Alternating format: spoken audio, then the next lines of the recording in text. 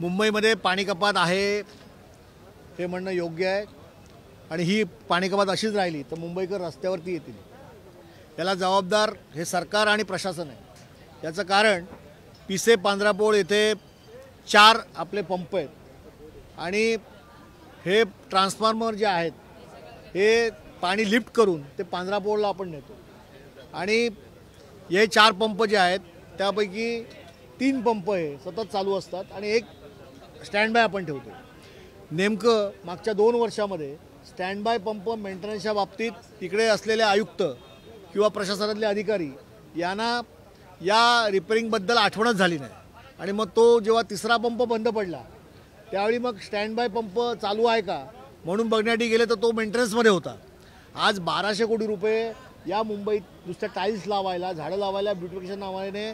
सुंदरतेच्या नावाने खर्च केले जातात आणि मुंबईकरांना आवश्यक असलेले पाणी त्याला ॲडिशनल एक ट्रान्सफॉर्मर विकत घेऊन त्या ठिकाणी स्टँड बाय व्यवस्था करावी ही प्रशासनाची जबाबदारी असताना प्रशासनाने हे काम केलं नाही आणि याला जबाबदार मागील 2 वर्षातील प्रशासक म्हणून ढसाळ कारभार आणि हे सरकार ज्या पद्धतीने या मुंबई शहरामध्ये काम करते आणि त्याला न जुमानणारं प्रशासन अशा पद्धतीचा ढसाळ कारभार या पाणी कपातीला जबाबदार आहे।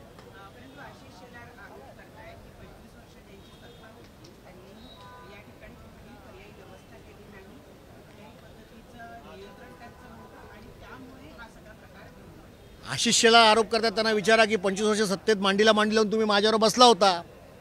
शिवसेना पक्षाबरोबर आणि त्यावेळेला पिसे पांढरापोळ येथे 3 पंप चालू असतात वर्किंगमध्ये आणि एक स्टँड बाय असतो, असे 4 पंप होते पण मागील 2 वर्षात स्टँड बाय जो पंप होता त्याची दुरुस्ती किंवा मेंटेनन्स ही करण्याची जबाबदारी त्यावेळेस सत्तेत असलेल्या पक्षाची नव्हती, प्रशासक म्हणून आणि तुम्ही सत्तेत असलेले जे पक्ष आहात त्यांची होती। त्यामुळे जे पाप तुम्ही केलं आहे ते त्याचं जे काय आहे फलित ते पापाचं फलित तुम्ही देखील घ्या, इतरांवरती बोटं दाखवून ते ढकलू नका असं मला त्यांना सांगायचं आहे।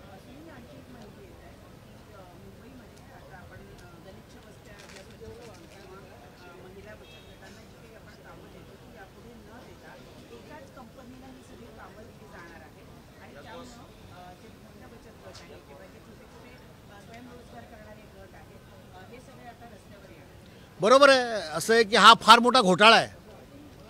मुंबई स्वच्छता अभियानाच्या नावाखाली जे काही नॉर्म्स आहेत ते या संस्थांकडून पाळले जात नाहीत म्हणून या संस्थांची कामं काढून ती एकाच 5 वर्षाचं काम मोठ्या ठेकेदाराला देऊन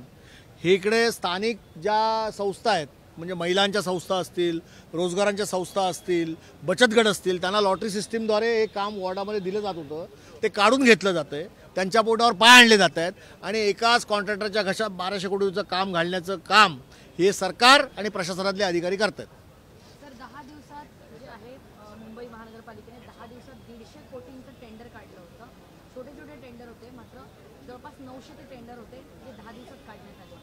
महानगरपालिकेचे आयुक्त बदला अशी मागणी विरोधकांकडून सतत होती, यावर तर असं आहे की मला असं वाटतं कार्यकाळ पूर्ण झाल्यानंतर तिकडचा आयुक्त बदलतो परंतु सध्या असलेल्या आयुक्तांवरती कोणाची मेहरबानी मला माहीत नाही, त्या मेहरबानीमुळे ते कदाचित आठवड्याला रिफिलिंग करतात आणि त्यांचे दिवस वाढत आहेत।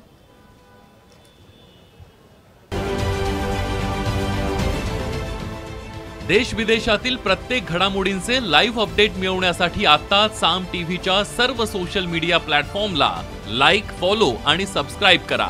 तसंच सर्व नोटिफिकेशनसाठी बेल आयकॉन प्रेस करायला विसरू नका।